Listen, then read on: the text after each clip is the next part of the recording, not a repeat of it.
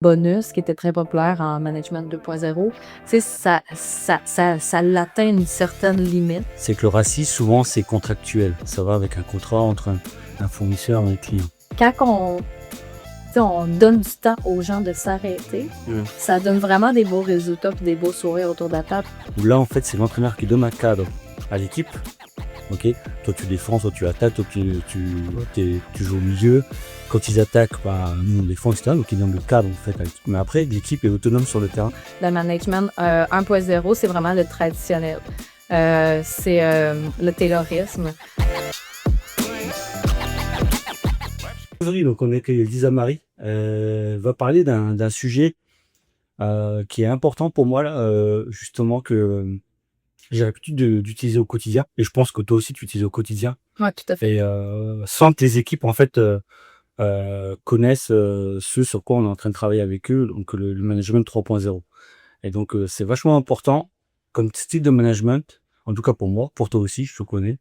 Et ça va très bien en fait avec notre façon de fonctionner, avec les équipes, de travailler avec les équipes, de leur faire confiance. Et justement, le management 3.0, ça met pas mal en avant la confiance aux équipes et l'autonomie des équipes. Exact. Donc c'est un peu ça aussi l'agilité. Et donc ce qu'on fait au quotidien ensemble, toi et moi, chez le même client. Donc, je peux te laisser te présenter, puis après on enchaînera avec le management 3.0, si ça te va. Excellent. Donc, ben oui, Lisa Marie, je suis en gestion depuis une vingtaine d'années. Puis, je fais de la transformation numérique en mode agile. Donc, comme tu mentionnes, on apporte de la valeur aux clients en implantant, en améliorant des processus, en essayant d'amener les équipes autonomes. Puis, c'est ça.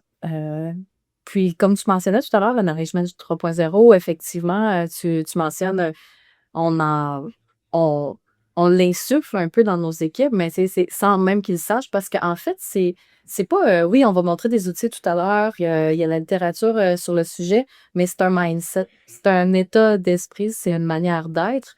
Puis, je pense que c'est une des raisons, c'est pourquoi qu'on a connecté, quand on s'est rencontrés parce que, tu sais, même avant de l'avoir lu, je pense qu'on était comme ça, nous, à la base. Ça. Puis, quand on a commencé à lire là-dessus, à voir les outils, comment qu'on peut amener nos équipes plus autonomes, de développer les compétences, etc., c'était naturel, en tout cas, pour moi. Puis, je pense que pour toi aussi.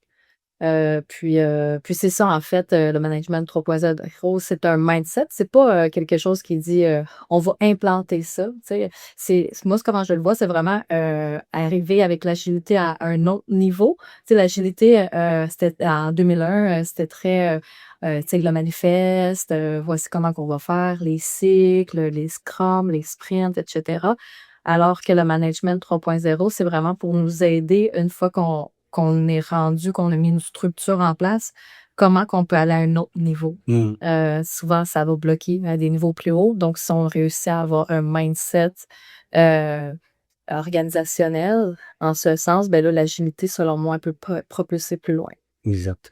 Et comme tu disais, de toute façon, l'agilité, c'est au sein même d'une équipe en fait projet où on va travailler dans un cadre Scrum avec justement cette notion de confiance, de transparence, d'inspection, d'adaptation. Et pour qu'il y ait tout ça, en fait, il faut qu'il y ait de la confiance justement au sein de l'équipe. Mais l'agilité reste au sein du projet. Donc, le management 3.0, tu le décris bien, ça va un peu plus au-dessus et ça va englober plus en fait la structure. C'est ça. Hein. Exact, Le exact. mindset en fait qu'on a en agilité, pour le porter au-dessus aux organisations, c'est le management 3.0 qui permet de la porter. Exactement. Moi, je vois ça comme, c'est ça, notre façon d'être un peu.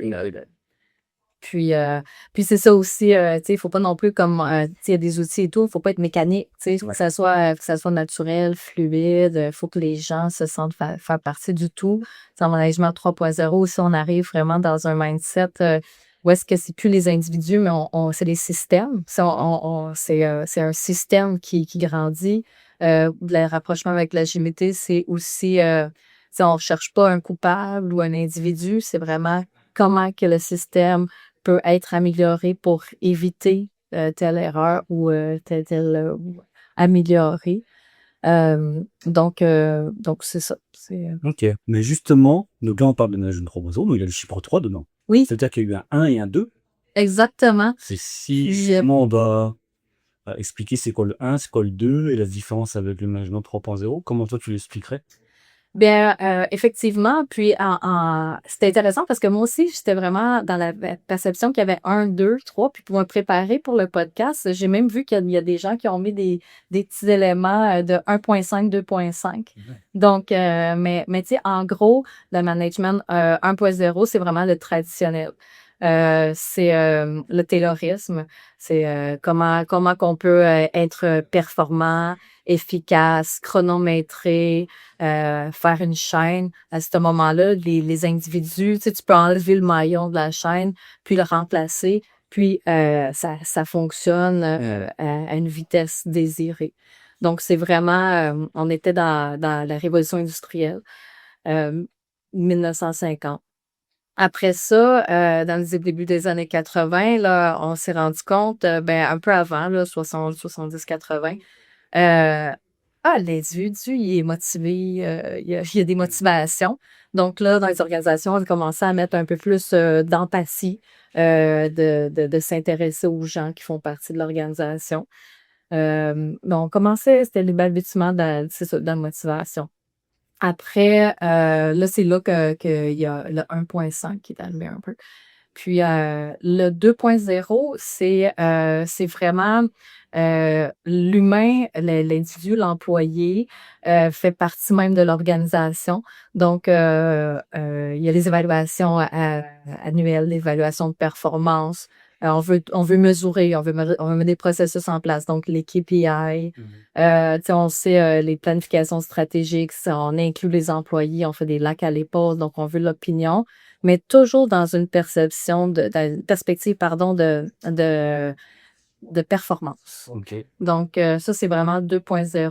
On veut... puis, tu sais, même des fois, c'était, tu sais, un peu trop littéral. C'est comme, OK, je fais une évaluation annuelle, on est à la fin de l'année financière, il me reste 3 semaines, il faut que je fasse ton évaluation annuelle, j'ai fait, check, tu sais, c'était très procédural. Ouais. Donc, puis là, ben, le manifeste est arrivé. Puis, le management 3.0 avec Jorgen Appelo est arrivé en 2010. Puis, c'est là que l'agilité, le lean, les cycles, l'amélioration continue, qu'on a commencé à s'intéresser plus justement à l'individu à l'intérieur d'un système. Donc, puis là, c'est ça, on va regarder tout à l'heure, c'est les différents principes qui ont été mis de l'avant par Appelo. Justement, le rôle du manager en management, par exemple 2.0 et 3.0, c'est quoi son rôle dans ces types de management-là? Où est-ce qu'il se situe par rapport justement aux collaborateurs? Bien, effectivement, c'est une bonne question parce que même en 1.0, tu sais, en 1.0, c'est la hiérarchie, tu sais, c'est la pyramide. En 2.0, il va être quand même un chef d'orchestre, tu sais, il va suivre, c'est ça, la performance, tu sais, il va donner le rythme un peu. Tac, tac, tac, tu sais. Ouais. Puis alors que le 3.0, ben, tu sais, au début, dans la manifeste agile, on parlait qu'il devenait un facilitateur. Mais là, on est rendu en 3.0, plus un facilitateur, mais plus une personne qui va s'assurer que le système a les bonnes conditions en place pour vivre. D'accord. Donc, c'est vraiment, moi, je vois ça comme un corps humain. Donc, le manager 3.0 va s'assurer que le système il atteint son homéostasie dans la meilleure du possible avec toutes les variables qu'on peut rencontrer, comme tu sais, le corps humain, mettons. C'est quoi les conditions gagnantes? Ben, il faut dormir pour ben, avoir du sommeil, pour avoir un bon système immunitaire, faut manger des bons nutriments. Ben, le manager 3.0 ben, va s'assurer, c'est ça, des variables, tu sais, un cadre clair. S'il y a des inconnus, tu sais, comme pour le corps, admettons, il y a un virus ou il y a une dépendance. Donc, ben, là, il va s'assurer de le surveiller, de voir c'est comment qu'on peut réagir, puis s'ajuster. C'est le management 3.0, c'est pour ça qu'il est vraiment collé aussi à l'agilité. C'est beaucoup du inspect adapt. Ouais. Donc Il va moins diriger, en fait, le manager, je pense, en 3.0. non, il dirige pas, en Ouais. fait. Il est vraiment, c'est comme, tu sais, effectivement, si on le positionne, là, il est vraiment, tu sais, on parle plus de structure matricielle. Donc, il va y avoir des équipes autonomes. Encore, je fais le lien avec le corps. Tu sais, chaque organe est autonome pour faire, tu sais, le cœur, le poumon, tout le monde fait sa fonction. Donc, chaque, tu sais, c'est décentralisé, les managers. C'est comme on parlait tout à l'heure, on est dans chacun des projets qui vivent au sein d'une organisation, mais on est indépendant, mais on sert le même objectif, mais de façon indépendante. Donc, c'est ça, c'est décentralisé, puis on vise beaucoup à autonomiser, puis aussi distribuer, tu sais, on va déléguer les Ouais. responsabilités. Donc, tu sais, tout à l'heure, c'est ça aussi, on peut parler des outils là, qui ont été mis en place par Jorgen Appello. Donc, la délégation, tu sais, un chef ne peut pas avoir la prétention de connaître tout. Tu sais, ça a été implanté, c'est ça, dans les technologies de l'information. Tu sais, un tech lead va être mieux placé pour prendre certaines décisions d'ordonnancement de backlog technique, par exemple, Ouais. plutôt que, tu sais, comme moi, par exemple, je n'aurais pas la prétention de faire cet exercice. Donc, c'est vraiment, c'est ça, moi, c'est vraiment une personne, le gestionnaire 3.0 va être, s'assurer que le système, le batte au bon rythme, puis qu'il y ait tous les éléments gagnants pour évoluer, puis avancer. OK, OK. Ah, tu vois, une fois, j'avais, justement, je parlais de management 3.0 avec mon collègue. Et toi, t'aimes bien faire l'analogie avec le corps humain. Ouais. Elle fait l'analogie avec le sport. Ah, c'est ça. Ouais. Et le sport, par exemple, le management 2.0, c'est comme le football américain, où en fait, t'as l'entraîneur qui donne des consignes au quarterback. Le quarterback, lui, il va donner en fait l'ordre à son équipe de jouer, je sais plus moi, de tout dans son cahier, là, de faire la règle 1, 2, 3, je sais pas quoi, là. Et ils vont se tenir à cette règle-là. Et après, ils vont réessayer une autre règle, etc. Mais ils appliquent à la lettre, en fait, la règle que le quarterback a décidé pour l'équipe. Tu vois? Exact. Alors que, mais ça vient de l'entraîneur. C'est l'entraîneur qui dit au quarterback, fais ça. Alors que l'autre, le management 3.0, t'as le basketball ou le football, où là, en fait, c'est l'entraîneur qui donne un cadre à l'équipe. Ok, toi tu défends, toi tu attaques, toi tu joues au milieu. Quand ils attaquent, bah, nous on défend, etc. Donc ils donnent le cadre en fait. Mais après, l'équipe est autonome sur le terrain et ils vont en fait justement s'ajuster et s'adapter vraiment à l'équipe qui est en face, parce que forcément l'entraîneur il met un cadre, mais l'équipe à côté va s'adapter aussi. Donc, en fait, il fait confiance à son équipe pour que, en fonction du cadre que l'entraîneur a donné, ils arrivent à s'adapter et donc à réagir en fait et à inspecter et adaptent justement. Ah Pour ouais. essayer de gagner, de marquer un but par exemple au foot ou marquer un panier au basket. Pour, c'est ça, atteindre en fait, tu sais, un objectif clair, mais en laissant l'autonomie des gens selon leurs forces, selon leur délégation, selon leurs compétences, donc pour arriver à cette fin. Parce que, tu sais, j'ai une autre analogie dans ce sens-là encore pour comparer 2.0 puis 3.0. Tu sais, en 2. Toujours avec mon corps humain, en 2.0, tu sais, on parlait de KPI. Alors que en 3.0, on va dire des OKR, des Objective Key Results. Puis, donc, avec le corps, tu sais, les KPI, c'est plus une mesure. Tu sais, admettons, je mesure tes battements de cœur. C'est des signes vitaux. Donc, ton cœur, il bat à 60, 65, 57. Donc, c'est une lecture, je suis ça. Alors que le OKR, comme tu dis, tu sais, on rentre un homme, mais on met un objectif clair. Donc, comment je peux améliorer mon cardio pour être capable de courir 30 minutes sans arrêt. Ok. Donc, c'est vraiment ça, on est rendu à un autre niveau. Puis, c'est pas l'entraîneur qui peut dire que, tu sais, chacune des variables peuvent atteindre comment. C'est les gens à l'intérieur du système qui vont dire, ben moi, ça, c'est ma force. Moi, je prends ça. Puis, on s'auto-organise. Ouais. Et justement, OKR, ça veut dire objectif qui résulte. Ouais. Donc en français, ça serait Ouais, c'est ça. Des objectifs basés sur des résultats. ou objectif clé pour atteindre le résultat. Ouais, c'est ça, c'est bon, ça. Ouais. Et KPI, Ça, c'est des qui? Des indicateurs de Les performance. indicateurs d'avance. Donc, c'est bien différent, quoi. Ouais, ouais. C'est différent. Et ouais, c'est dommage que Benoît est pas là. C'est vrai on oublie de dire, mais je suis tout seul aujourd'hui pour le podcast. On n'a pas Benoît avec nous, mais il aime bien en plus parler tout ça de management, d'humain, tout ça, mais il y a trop de choses à faire aujourd'hui, Benoît. Bon, il va Malheureusement. falloir qu'il regarde et nous en parle après sur Exactement. sa plaisir. Exactement. Tu vois, on va prendre un café avec nous, puis on en Exact. parlera avec. Mais bon courage à lui, en tout cas. Non, il serait assis là, mais il Oui, est pas là. ça se Ouais. fait. Exact. Donc justement, le management 3.0. Donc là, on a fait la différence entre management 1, 2 et 3. Euh, Si tu devais décrire les grands principes du management 3.0, ce serait quoi les grands principes? Ben, en fait, c'est ça, dans la littérature, Jorgen Appello en a identifié 6. Ok. Le premier, en fait, c'est la motivation intrinsèque. Donc, il va vraiment travailler ben, tu sais, sur l'individu. Il doit être intrinsèquement motivé pour trouver sa place dans le système. Donc, puis, il a développé des outils. Là, je pense que tu as porté justement celui-ci, Moving Motivators. Donc, si vous regardez là, sur le site de Management 3.0, les outils, on peut les commander, il y a des cartes, etc. Il y a des activités qui peuvent être faites, mais tout ça va trouver aussi en ligne. On peut télécharger, découper, etc. Puis, en fait, ça peut être intéressant. Ben, tu sais, c'est le Moving Motivator, c'en est un, mais tu sais, il y a différents autres outils. Là, tu sais, il y en a un autre que j'aime bien, c'est le Personal Map. Tu sais, faire une map, admettons, pour mieux se connaître entre nous, puis tu sais, peut-être mettre selon les activités ou selon ce que doit être fait, on peut mettre l'accent sur les intérêts, les forces de chacun. Mais pour le Moving Motivator, des fois, on peut adresser, par exemple, une problématique où on se rend compte, admettons, tu sais, l'exemple, ça serait mon fameux tech lead.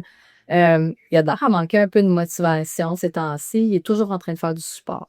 Puis là, ben, on donne les cartes ici. Ça peut être fait individuellement, ben, ou souvent en équipe ou en rétro, où on peut faire des activités ciblées sur ça. Mais comme il y a valeur, par exemple, statut, sens, reconnaissance, pouvoir, ordre, liberté, interaction, expertise, curiosité. Ok. Donc là, on demande, mets ça dans l'ordre dans ton backlog personnel de préférence du plus important vers le moins important pour toi. Puis là, on se rend compte que notre tech lead, ben, il y a expertise puis maîtrise qui est sur le top de son backlog. Fait que là, on se rend compte que quand il fait du sport, peut-être que ça, c'est pas nourri. Fait que là, on essaie de regarder, peut-être qu'on pourrait lui donner une POC ou quelque chose de plus technique pour comme qu'il puisse aller se creuser un peu la tête puis qu'il soit nourri dans dans ce qui il est.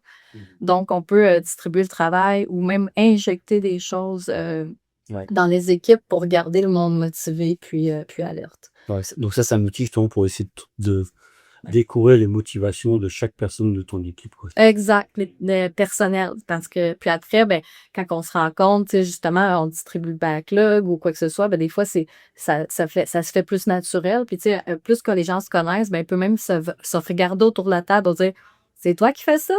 Parce que on sait que t'aimes ça, alors que l'autre à côté, il déteste, tu sais, ou, tu sais, aime moins. C'est sûr qu'on peut pas juste faire les choses qu'on aime. Mais tu sais, ça peut aider. Puis c'est ça, tu sais, c'est prouvé là, justement avec le management 3.0, puis c'est de plus en plus documenté que les salaires, augmentation de salaire, les bonus qui étaient très populaires en management 2.0, tu sais, ça l'atteint une certaine limite, alors que là, on va à un autre niveau en allant parler aux gens sur ce qui les motive intrinsèquement. Intrinsèquement. Ouais. Des motivations qui peuvent venir de l'externe, mais c'est des motivations qui te portent intérieurement, en fait, quoi. Exactement. Et ça, c'est vrai que c'est très puissant dans les équipes agiles. Exact. Quand tu le fais en équipe, justement, parce que chacun peut savoir qu'est-ce qui le motive. Et donc, ça permet de travailler encore plus main dans la main et d'avoir un vrai esprit d'équipe grâce à ce moving motivator. Le deuxième principe, parce que je l'ai dit dans l'ordre, c'est Le deuxième principe, c'est ça, je vois que tu as apporté ces cartes-là. Ouais. En fait, c'est la responsabilisation des équipes. Puis, ça, c'est une autre façon, encore une fois, qu'on peut pour voir, en fait, comme tout à l'heure, je parlais de comment distribuer les responsabilités. Tu sais, avant, on disait, ben, t'es le chef, tu décides de tout. Puis, ben, ça bloque. Hein? On sait, on l'a déjà expérimenté. Quand on attend des go de quelqu'un, ça fait un goulot d'écran triangulaire ou quoi que ce soit.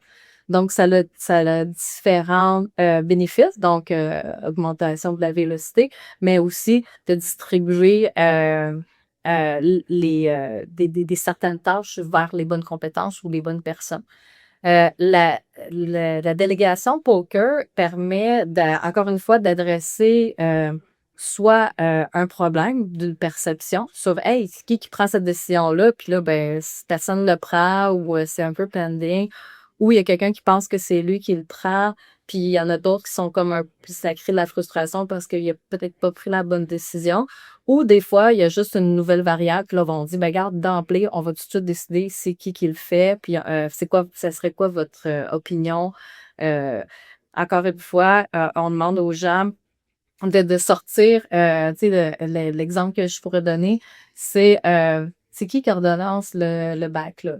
Disons, c'est comme, ben, pas juste ordonnancer, mais c'est qui va le présenter en planning? Tu sais, c'est quoi qu'on veut faire pendant un sprint? Fait que, tu sais, ça a permis qu'il va y avoir des frustrations de l'équipe de développement, par exemple, parce qu'ils tu sais, ils reçoivent leur planning, puis tu sais, dans certaines équipes, ils se font un peu imposer ou dire, ben, regarde, c'est ça les besoins d'affaires, puis c'est ça que vous allez faire. Alors que là, on demande, ben, c'est quoi votre perception? C'est comment vous le sentez? Fait que là, il y a dans l'ordre encore, il y a un ordre graduel, tu sais. On se fait dire, on se fait vendre, on se fait consulter, on va chercher un accord, on conseille, on s'informe ou on délègue. Donc, il y a encore un ordonnancement. Alors que là, quand on sort de cette activité-là, par exemple, je peux se rendre compte qu'une équipe de développement, ben, ils sentent qu'ils se font dire par le PO, c'est ça que vous allez faire dans le sprint. Ouais. Puis là, le PO, il dit, ben oui, c'est moi qui connais les besoins d'affaires. Alors que ils disent, ben, ça serait intéressant qu'on prenne en compte des dépendances techniques. Donc, le PO, peut-être qu'il n'avait pas pensé ou qu'il n'avait pas été dans ce genre de discussion-là avec eux. Donc, ils vont s'entendre, OK, je peux pas vous déléguer. S'entend. Fait que là, on va trouver ensemble où est-ce qu'on s'en va. Tu sais, peut-être qu'on peut s'entendre. Ben, regarde, le tech lead va être consulté pour que le PO puisse planifier son sprint, son planning pour le prochain sprint. Donc, ça peut être pour la gestion de dépendance, ça peut être pour toutes sortes de choses. Puis après, ben, quand il y a des responsables, euh, c'est plus clair, puis on peut avancer différemment. Encore une fois, on revient avec notre autonomie qui est renforcée. Et ça, c'est quelque chose, de toute façon, qui décide tous ensemble. Ouais. Tous ensemble, il y a On une s'entend. tâche, Ouais. quel niveau, justement, de délégation pour cette tâche-là, et qui est responsable de ce niveau de délégation-là. Exact. Ah non, on sort de ce point-là avec une matrice claire de qui fait quoi et qui est responsable de quoi. Exact. Avec une matrice de style RACI un peu, là, Ouais. pour les responsabilités, comment c'est distribué et tout. Puis ça peut être très intéressant, juste simplement pour aussi dénouer des perceptions, des frustrations.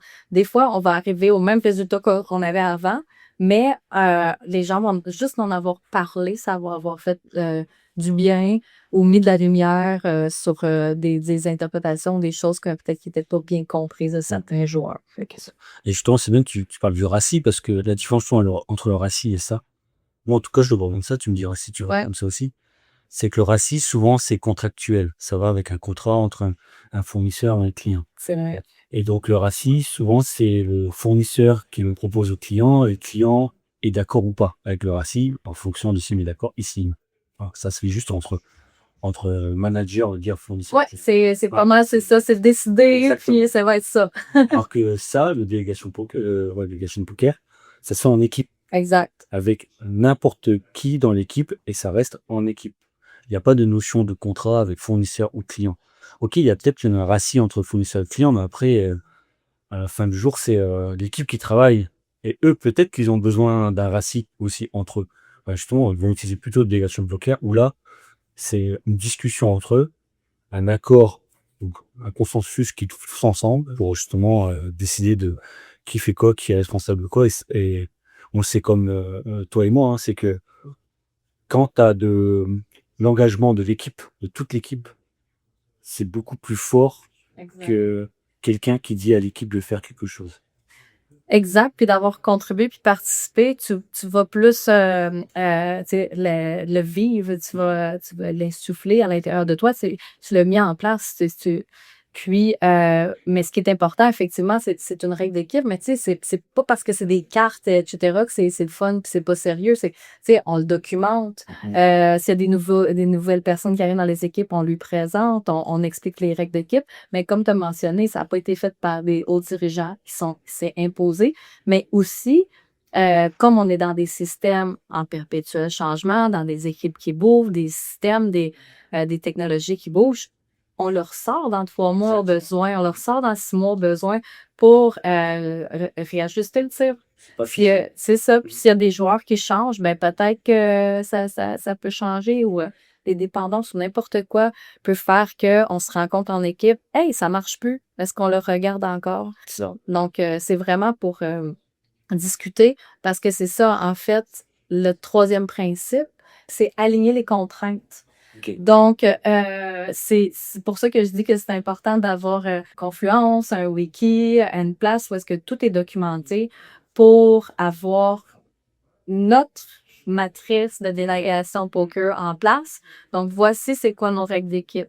Une definition of done, c'est quoi ma notion d'un récit prêt à être développé? C'est quoi ma definition of done que le récit est prêt à être développé? Ouais. Y a-tu des critères d'acceptation? Y a-tu été pointé? Tu sais, chaque équipe va décider ensemble, mais on documente parce que et c'est notre principe de base. Puis, ça fait partie des principes du management 3.0 d'avoir un cadre clair, une vision commune, partagée et comprise de tous.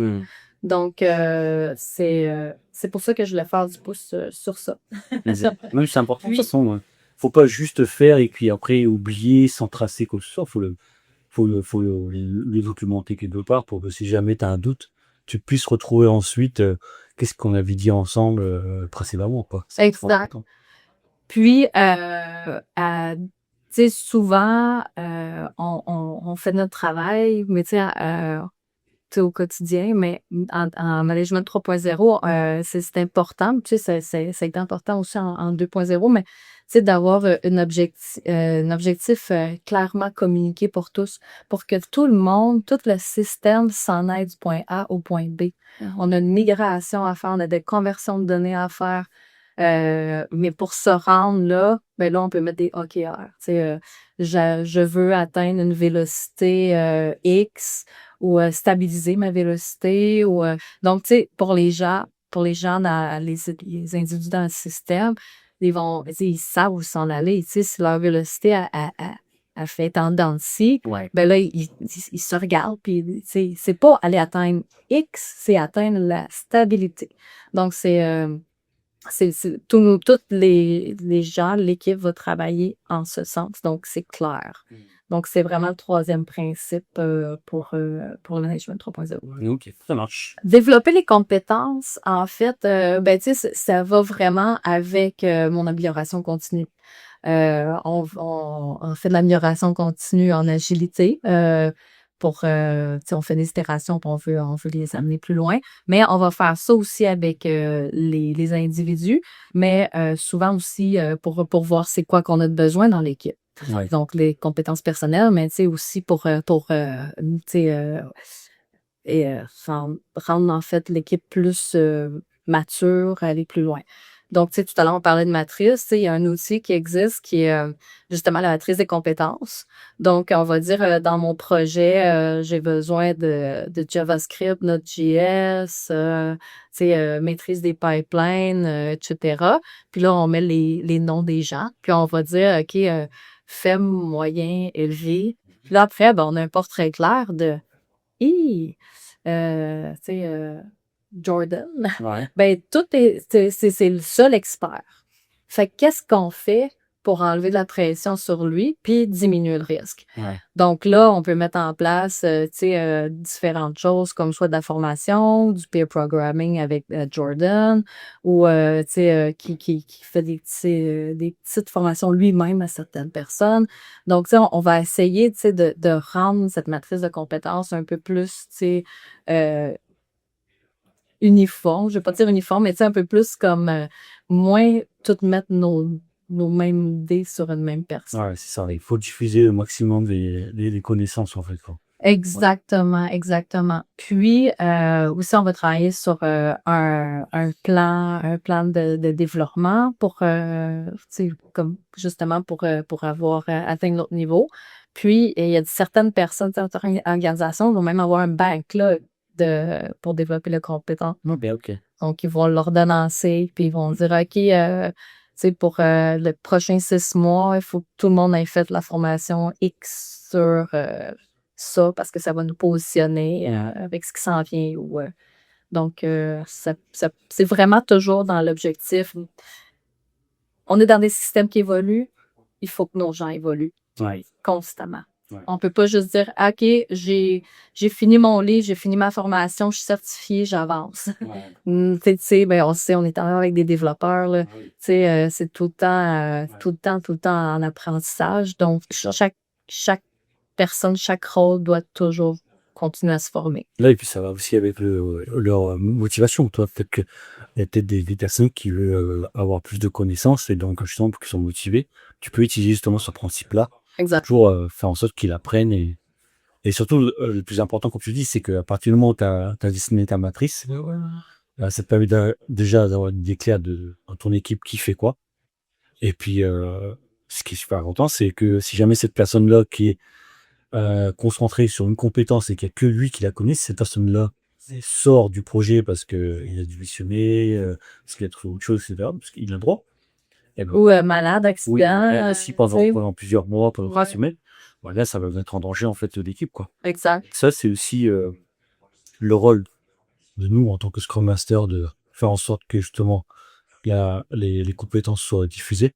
Ça va aussi avec le Scrum, qui est normalement chaque profil doit être interchangeable, mais justement diffuser la connaissance pour que chaque profil puisse être interchangeable, que Jordan puisse faire ça, que Michel puisse faire ça, etc., quoi. Ils doivent tous pouvoir faire la même chose. Exact. Sécuriser le projet. C'est exactement. Si justement il y a une personne qui est pas là, ça met pas en péril qu'on peut pas faire une mise en production. Exact. Tu sais, la mise en production est programmée, il faut être capable de la faire. Ouais. C'est, Et ça, après, on est des anciens tous les deux, là, donc. C'est vrai qu'on a connu une époque en informatique où de leur mise en production, Marcel est pas là, eh ben, c'est pas grave, on trouve une nouvelle date. on va trouver une nouvelle date, C'est c'est ça. pas grave. C'est vrai que c'est réel, ça, en plus, hein. Ouais. Alors qu'aujourd'hui, on va tellement vite, c'est tellement rapide, que non, on peut plus se permettre ça, c'est que si on a décidé de faire une map, à ce moment-là, faut qu'on arrive à faire une map, quoi. Exact. Qu'elle soit basée ou pas, quoi. Non, c'est ça. C'est vachement important.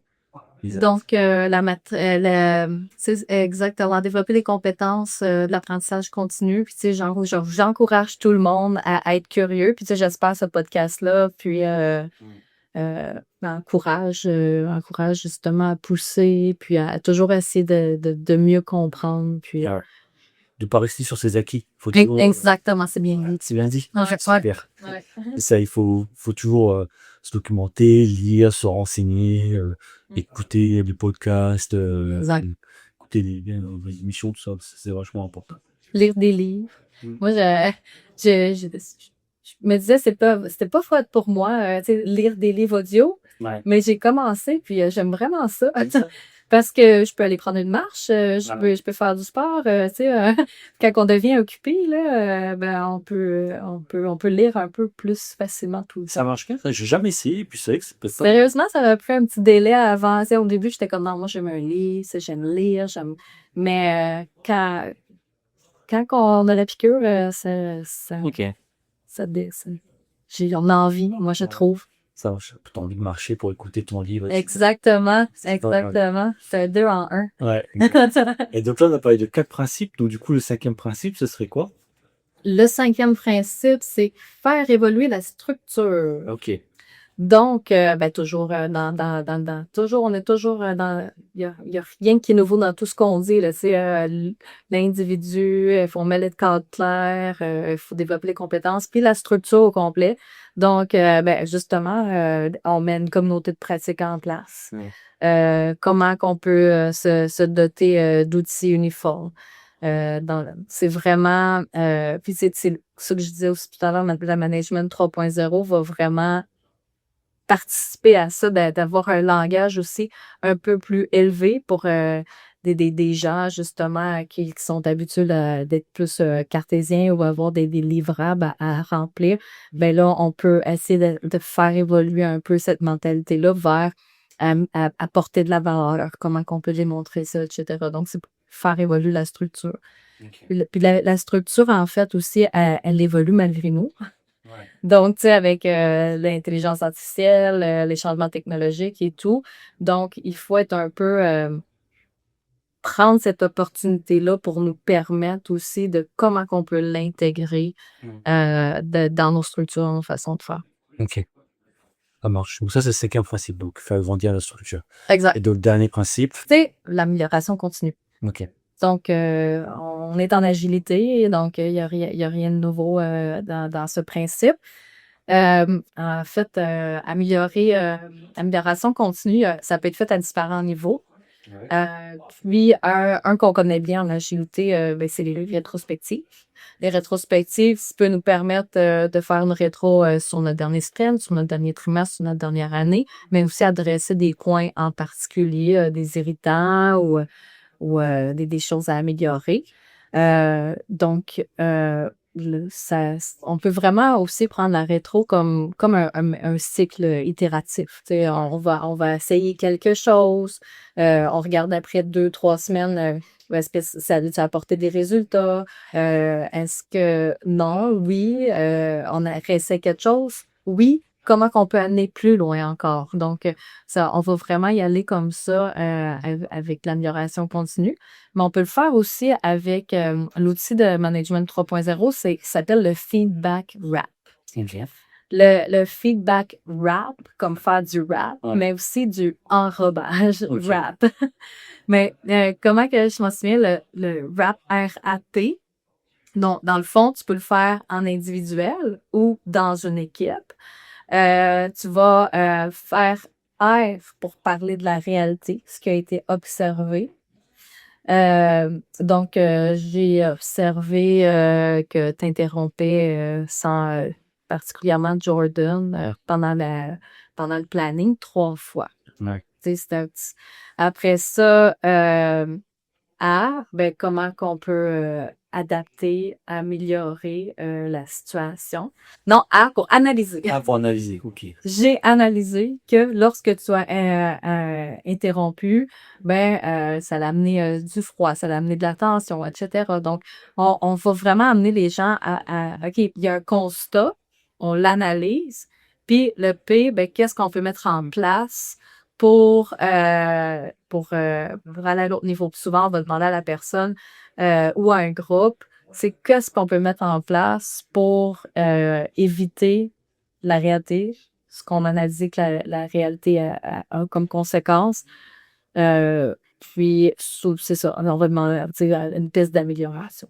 OK. Donc, c'est vraiment ça, le feedback wrap, comment apporter quelque chose concrètement.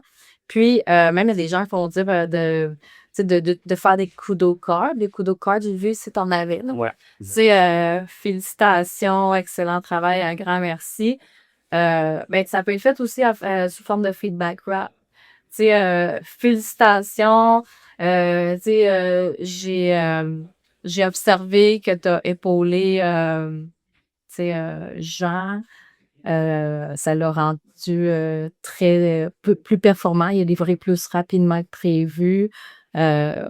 Continue, tu sais, comme peut-être comment qu'on pourrait mettre en place pour reproduire ça.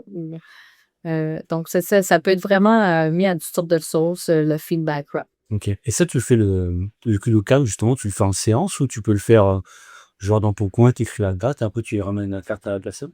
Ben, c'est ça, en fait, les organismes vont l'utiliser de différentes façons. Il y a des gens qui vont mettre une boîte à la réception, par exemple, quoi que ce soit, puis ils vont dire, tu sais, écrivez une note à un ami, qu'est-ce que je dis?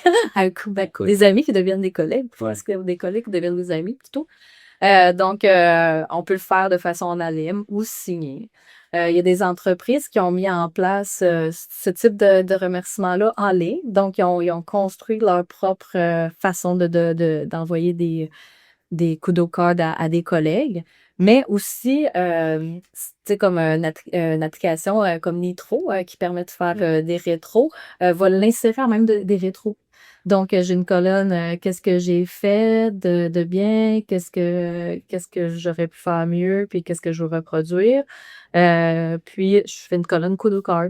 Ok. Puis là, dans la colonne kudo card, ben là, ben, les gens, quand ils la voient, on donne du temps pour la rétro. Ben là, tu réfléchis, ah ben, dans le dernier sprint, c'est qui a fait quelque chose? Enfin, puis je trouve que ça, quand tu sais, on donne du temps aux gens de s'arrêter, ça donne vraiment des beaux résultats puis des beaux sourires autour de la table parce que souvent, justement, tu sais, on l'a mentionné tout à l'heure, ça va vite, ça change, etc. C'est rare qu'on s'arrête pour dire hey, merci. Tu sais, ce que tu as fait, ça m'a vraiment fait une différence, mais on s'arrête vraiment vite pour hey, j'attends ce que tu me dois ou ça a planté, le bill est planté. On met plus d'énergie ou on va le dire, on va verbaliser plus qu'est-ce qui ne fonctionne pas bien, mais c'est important de mettre du temps sur ça qui avait une grosse valeur ajoutée dans l'équipe. Ouais, et surtout avec le virtuel, tu vois, aujourd'hui, où on est tous en télétravail. Je parle beaucoup de télétravail à chaque fois dans les podcasts, même. Ouais, C'est la réalité du moment. c'est vrai. Et le fait de s'arrêter pendant la rétrospective et justement de dire merci pendant cette rétrospective-là, bah, toi, ça rajoute le côté humain qu'on perd des fois en télétravail. Donc, c'est important. C'est vrai que tu mentionnes ça parce que souvent en télétravail, ben, je n'ai pas la petite pause de café ou rencontrer quelqu'un dans le corridor. Donc, c'est plus la réunion est finie. Merci, bye. C'est plus difficile. Puis si on fait, mettons, tu sais, la rétrospective de tous les principes du management 3.0, mais après aussi, tu sais, on peut, avec le temps, à force de se connaître, bien, on sait que, tu sais, telle personne, avec sa motivation intrinsèque, aime tel genre de choses, ou à cause tu as vu son personnel, sa map personnelle. Des fois, nos kudo cards peuvent être alignés pour vraiment les faire plaisir de façon personnalisée, certaines. Fait que là, tu sais, là, on voit les équipes évoluer puis le sentir ensemble. C'est ça. Et puis, encore une fois, hein, ça va avec tous les outils que tu nous as présentés, mais si tu as une personne qui est motivée par la reconnaissance, par exemple, ça, c'est une carte qui change. Exact, oui. Eh ben, tu sais que cette personne-là est motivée par la reconnaissance, tu fais un coup de cœur, en fait, pour dire merci. Et il va être le plus heureux du monde, quoi. Exact. Le développeur ou. Et c'est pour ça aussi que je trouve que c'est intéressant et important de pas juste dire merci. Tu sais, d'aller vraiment dire comme merci, tu sais, Projet, des contextes, etc. exactement. Parce que la personne, elle sait que ce sera pas un merci bateau parce qu'elle a besoin de reconnaissance. Ça va dire, hey, c'est vrai, moi, quand j'ai participé à cette réunion-là, ces points que j'ai apportés là, j'ai amené la rencontre plus loin on a solutionné plus rapidement. Ouais. J'avais oublié moi-même. Puis là, tu sais, quelqu'un va me le dire, ça me rend de bonne humeur. Ah non, c'est sûr, c'est sûr. Et donc toi, tu as présenté plein d'outils. T'en vois d'autres, toi, des outils qu'il faudrait mettre en place dans le management 3.0? Ben, il y en a plein. Ben, tu sais, ça, c'est disponible, comme je disais, mais après, on peut être tu sais, inventé ou etc. Mais tu sais, souvent, justement, on sait, avant des redfalls, on va faire des activités brise-glace, tu sais, qui peuvent nous permettre de voir comment on fait en équipe. On peut poser des questions, tu sais, pour mieux connaître les intérêts, les aspirations professionnelles, ou tu sais, pour mieux se connaître. Donc, des icebreakers, c'est toujours le fun. Euh, euh, T'as-tu des idées, toi? Moi, j'ai un truc qui marche très bien et justement qu'on peut utiliser quand tu arrives dans une organisation et que tu connais pas encore où est-ce que tu arrives. Et justement, ça me dit aussi qui te permet ensuite de mettre en place le management 3.0, le dégagement de blocage, tout ça, en fonction de où tu arrives. C'est le team échec. Donc le team échec, qu'est-ce que c'est? C'est une liste de questions sur le contexte de travail actuel de la personne, de l'équipe. Et en fait, en fonction de la question, par exemple, aujourd'hui, quand vous délivrez, est-ce que c'est facile? Est-ce que c'est difficile? Et donc, tu dois en fait te positionner sur soit c'est facile, soit c'est difficile, ou si c'est ni l'un ni l'autre. Dans ce cas, il doit expliquer si c'est pas facile ou difficile, qu'est-ce que c'est alors? Parce que là, en fait, tu fais un constat. Tu rencontres chaque personne de l'équipe. Ça te permet de faire un constat en fait de l'équipe sur différents points, donc la livraison, par exemple, s'il y a des dépendances, s'il y a des bugs, le plaisir de travailler ensemble, tous ces trucs-là, faut ça. Je mettrai un lien justement sur la vidéo pour ça. Et donc, à la fin de toutes tes interviews, tu as un radar avec justement tous ces points-là. Et en fonction de si c'est vert, s'ils ont répondu vert ou s'ils ont répondu rouge, tu as en fait un radar avec les points à améliorer et à travailler. Par exemple, tu vois, si la livraison, tout le monde a répondu que c'était difficile, donc rouge, eh ben, c'est quelque chose que tu dois travailler dans tes prochaines rétrospectives. Les priorités, ouais, ça devient ton backlog de comment que tu attaques. Non, c'est super intéressant. Justement, tu prends une photo, Ouais. tu sais, à un temps X, mais aussi après que tu as implanté des choses, tu reprends la photo comme 6 mois, 1 an plus tard. Puis là, tu peux voir, j'ai réussi à améliorer ça, justement. Et puis, c'est l'équipe qui se sent améliorée, qui se sont engagés justement à améliorer, par exemple, la livraison. Et donc, ils vont prendre des actions. Donc, c'est de l'amélioration continue. Ça va être un des principes du management 3.0. Ça fait grandir la structure aussi, un des principes du management 3.0, parce que justement, ils ont réussi à mieux délivrer à travers ces actions-là. Donc, je trouve que squad échec, le team échec ou squad échec est très puissant quand tu arrives dans une nouvelle organisation pour justement essayer pas d'implanter, mais essayer d'amener un peu de mindset en fait du management 3.0 au sein de ton équipe, quoi. Et ça, c'est quelque chose que j'applique toujours au début, justement, pour essayer de C'est intéressant. quoi. Exactement. Ouais. Puis, c'est ça, voir où est-ce que tu vas mettre un peu d'amour pour que ça fasse aussi une valeur ajoutée rapide. Ouais. Donc, tu sais, des fois, justement, juste choisir, ouais, juste, si la majorité des gens disent ça, c'est défaillant, ben, aussitôt que ça s'améliore, ça fait une chose différente. Ouais. Mais en management 3.0, tu sais, je pense que vous avez fait un podcast aussi sur ça déjà, la sécurité psychologique. C'est très important tu sais, on peut faire des radars aussi pour regarder où est-ce que l'équipe se situe. Puis, c'est avoir l'équipe se sent en confiance. Donc, ça va permettre d'aller plus loin que d'évoluer ensemble. Ouais. Ouais. Ouais, carrément. Non, c'est... De toute façon, on l'a dit, mais management 3.0, agilité, je pense que c'est le même combat Ouais. et que c'est le même mindset, en tout cas. Et puis, si tu arrives, en fait, à avoir ce mindset-là, tu arrives à avoir des équipes qui sont super efficaces et performantes sur le long terme, quoi. Exactement. Du jour où l'organisation a gagné, en fait. Exact. Non, mais c'est vraiment intéressant. Puis, tu sais, déjà, à un moment donné, j'avais lu, tu sais, il disait, ouais, mais, tu sais, nous, c'est ça, on est en développement, on est en informatique. Mais est-ce que ça s'applique dans d'autres types d'organisations? Moi, je pense que oui. Surtout où est-ce qu'on est rendu, comme on disait, tu sais,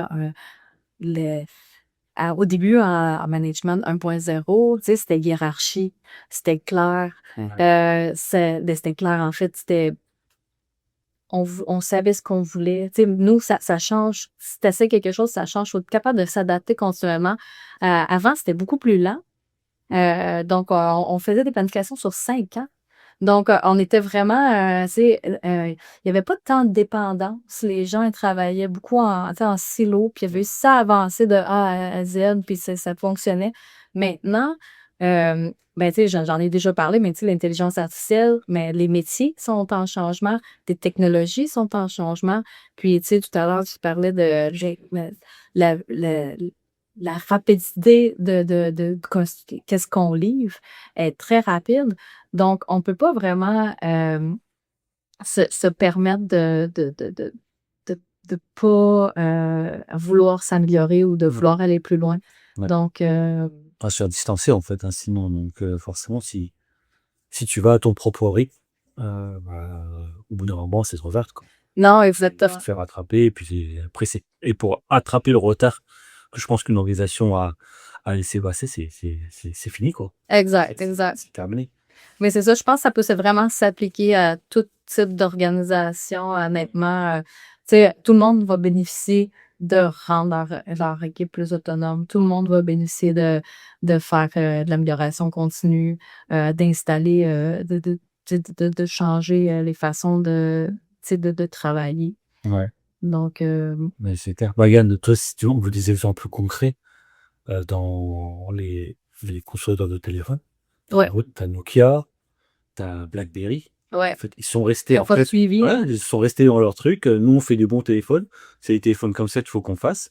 On n'a pas besoin d'Android, on n'a pas besoin de tout ça. Eh ben, Non, ils ont c'est des marques qui existent plus du coup. exactement. Donc, Faut suivre la cadence, faut suivre la danse. ouais. Puis, ce que je trouve intéressant, puis justement, je vous incite à lire justement un livre, c'est de Nassim Nicolas Taleb, ça s'appelle Antifragile. Ok. C'est un livre qui a été écrit après le signe noir.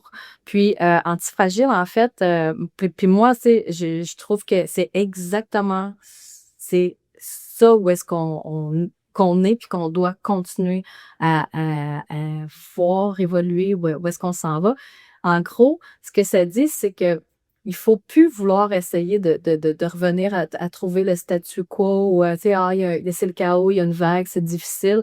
Et Nassim Taleb, qu'est-ce qu'il explique? C'est un individu, un système antifragile, c'est qu'il devient plus fort après une intempérie. Il va grandir, l'incertitude devient la norme.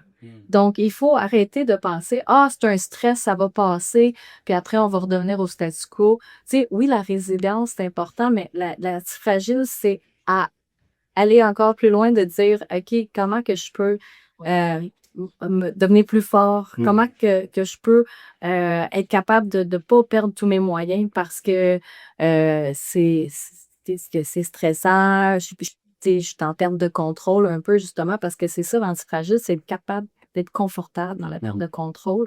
Puis, tu sais, je reprends mon corps humain. C'est comme le muscle. Le muscle, si je le stresse, il y a des micro-déchirures. Ouais. Après, qu'est-ce qu'il fait? C'est qu'il s'adapte, il se répare. Puis une fois qu'il est réparé, il ne devient pas le muscle qui était avant, il devient plus fort, il devient plus gros. Donc, il a grandi de ce stress-là. Ok. Donc, c'est vraiment ça, l'antifragile. Puis, les entreprises du futur et les humains du futur doivent être antifragiles parce qu'on ne sait pas ce que demain nous attend. Ouais. Tu sais, on en parlait justement, comment utiliser mieux l'intelligence artificielle. Il y a des choses, il y a des métiers qui vont changer. Il faut être capable de se retrousser les manches puis dire, OK, comment qu'on attaque puis comment que notre organisation va grandir puis va évoluer. Puis c'est correct, c'est rendu ça la nouvelle réalité. Ouais. Donc, il faut pas se laisser abattre parce que ça va juste, c'est la nouvelle norme. Ok. L'incertitude est la nouvelle norme. Ouais. On va vivre avec, hein, puis c'est tout. On sait qu'on gagnera avec tout ça. Exact. Puis on va continuer à apprendre. Exactement. En tout cas, merci Lisa. Je sais pas si tu veux rajouter autre chose. Et je pense qu'on a fait un tour C'était super le fun de parler avec toi. Ouais, Merci de m'avoir invité. Écoute, ça fait plaisir. Partager ce moment ensemble. Et puis, Exact. figer ce moment ensemble tous les deux sur YouTube. Exact. YouTube à Benoît. Écoute la vidéo et puis Oui, on en parlera. écoute la vidéo. Ouais, On en reparle dans le corridor. ça marche. Merci à toi. Merci, Campon, pour l'invitation. Merci à toi. À bientôt. Ciao.